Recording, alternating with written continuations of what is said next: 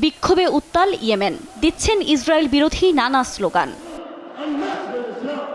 গাজায় ইসরায়েলের নারকীয় তাণ্ডবের প্রতিবাদে শুক্রবার রাজধানী সানা, উত্তর পশ্চিমাঞ্চলীয় শহর সাদা এবং আরও কয়েকটি এলাকায় হাজার হাজার মানুষ গাজাবাসীর সমর্থনে মিছিল করেন।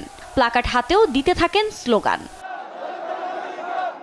এ সময় তারা চলমান এই যুদ্ধে গাজাবাসীর পাশে শক্তভাবে আছেন বলে স্লোগান দেন। একই সঙ্গে বিক্ষোভ মিছিলে অংশ নেওয়া লোকজন গাজা ইসরায়েলি সেনাদের গণহত্যার কঠোর নিন্দা জানান।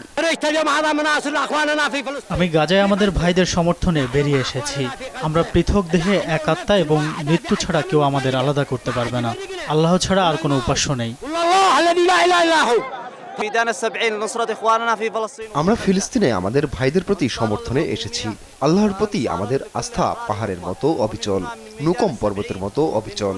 বিজয় একদিন আসবেই। গাজা ইসরায়েলি আগ্রাসনের ৮ মাস পেরিয়ে গেছে। প্রতিদিনই হামলা চালাচ্ছে ইসরায়েল। এতে প্রাণ হারাচ্ছেন ফিলিস্তিনিরা।